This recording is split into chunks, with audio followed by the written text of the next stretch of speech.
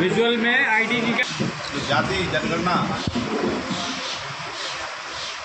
को पास किया है संसद के अंदर, उससे संबंधित आज ओबीसी मोर्चा भारतीय जनता पार्टी मथुरा महानगर के द्वारा ये प्रेस वार्ता आयोजित की गई है। इसमें आप सब बंधु या सादर आमंत्रित हैं। साथियों,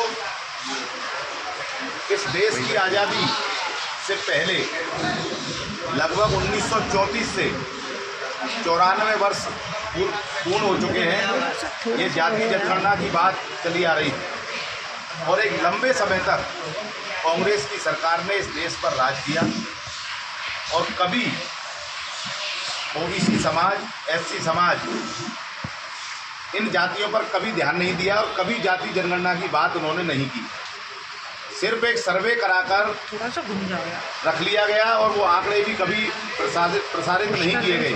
हम देश के यशस्वी प्रधानमंत्री नरेंद्र मोदी जी का पूरे उत्तर प्रदेश का ओबीसी समाज और उत्तर प्रदेश ही नहीं वरन पूरे देश का ओबीसी समाज हृदय से धन्यवाद करता है कि उन्होंने ये जाति जनगणना का जो अध्यादेश पास किया है। इससे समस्त ओबीसी समाज को उसकी जाति के अनुपात में उनकी हर चीज़ में भागीदारी होगी, चाहे वो शिक्षा का क्षेत्र हो, चाहे वो खेल का क्षेत्र हो।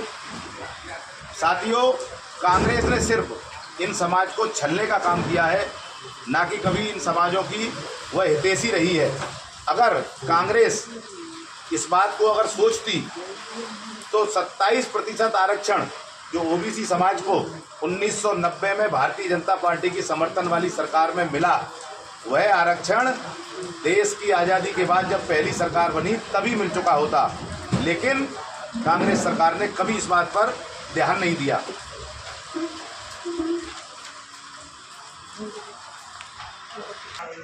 ये जो जातीय जनगणना का फैसला लिया है, इसका स्वागत करती है, इसका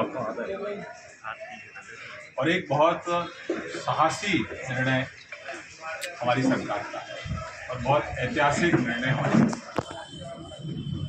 क्योंकि लंबे समय से लोग चाहते थे कि जातीय जनगणना हो, लेकिन इसकी पूरी तैयारी करनी पड़ती है और तैयारी के साथ ही इसमें आगे बढ़ा जाता है।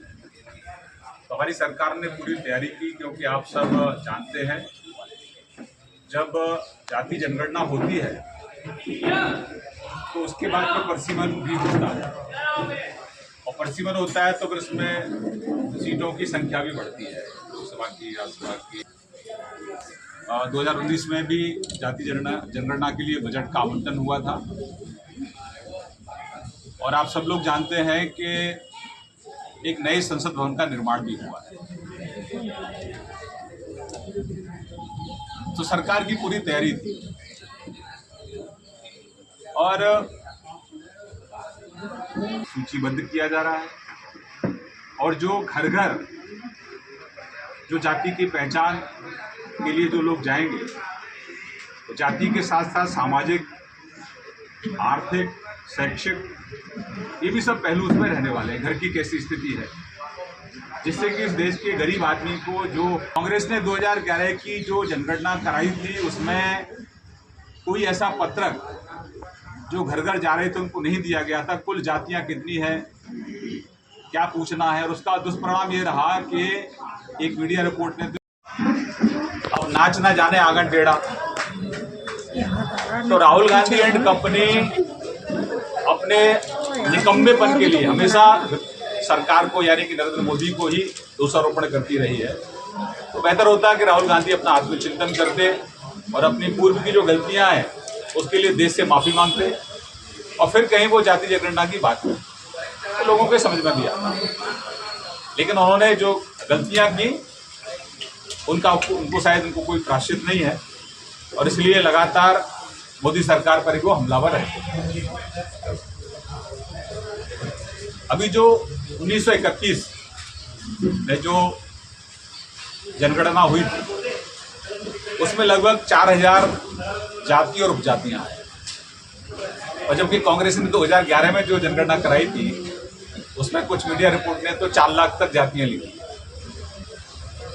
तो ये बहुत देश का दुर्भाग्य रहा कि कांग्रेस लंबे समय तक इस देश में शासन करेगी, जिन्होंने केवल अपने परिवार के 3 लोगों को प्रधानमंत्री बनाया।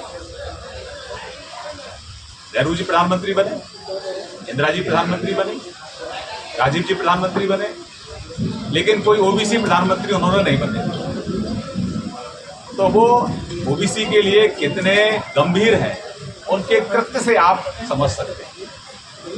कांग्रेस पार्टी ओबीसी के लिए कितनी गंभीर है। 1979 में मंडल कमीशन बन गया था, लेकिन जब बीजेपी की सरकार वाली समर्थित सरकार थी 1990 में, तभी उसको लागू किया गया। तब तक कांग्रेस उसको दबाए रखी, और आज राहुल गांधी हरमन से ओबीसी ओबीसी ओबीसी करते रहते हैं। तो जब सरकार में आते हैं तो करनी अलग होती है, और जब सरकार में नहीं रहते तो करनी अलग होती है। तो दोहरे मापदंड है कांग्रेस के। तो कांग्रेस लोगों को भड़काना बंद करे, आत्मचिंतन करे, और जो विश्वासघात अलग अलग जातियों के साथ कांग्रेस ने किया है उसके लिए क्षमा मांगनी चाहिए।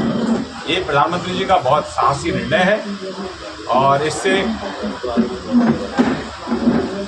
कहीं ना कहीं हम जो एक अभियान चल रहा है देश से गरीबी को समाप्त करने का, कहीं ना कहीं उसमें मदद।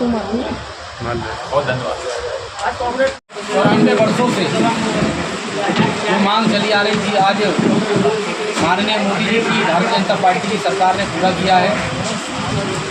निश्चित ही इस फैसले से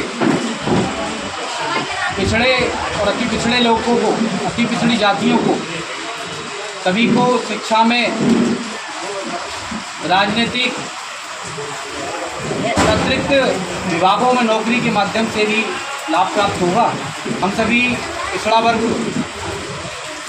मोर्चे की तरफ से, पिछड़ा वर्ग की जातियों की तरफ से माननीय प्रधानमंत्री जी का हृदय से आभार व्यक्त करते हैं।